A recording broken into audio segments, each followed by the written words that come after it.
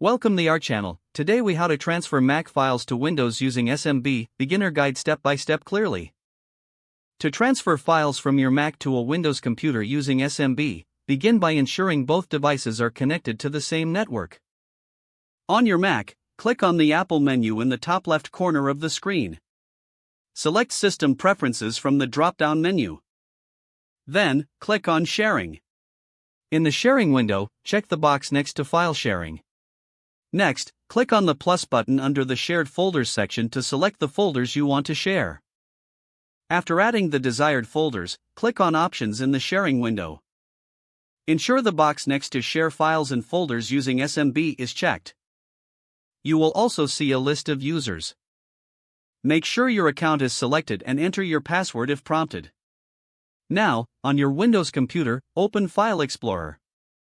In the address bar, type in the IP address of your Mac starting with 2 backslashes, like this //192.168.x.x, replacing the numbers with your Mac's IP. To find your Mac's IP address, go back to System Preferences and then select Network. Make a note of the IP address displayed there.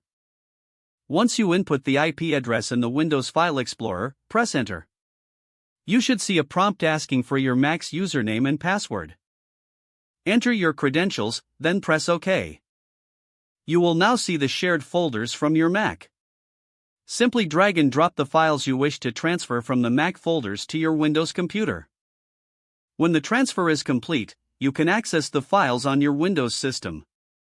Remember to log out of your Mac sharing settings when you are done for security reasons.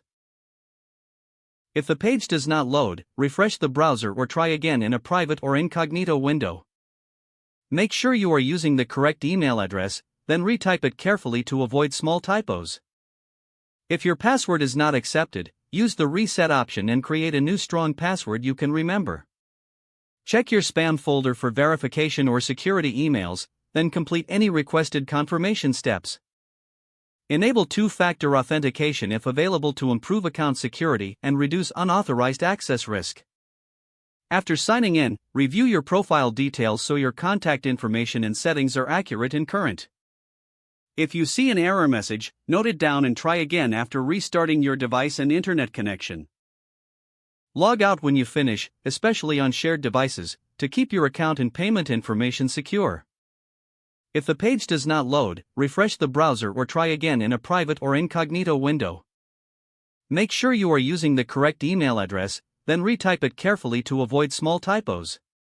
Don't forget to like this video and subscribe to our channel for more step-by-step tech guides.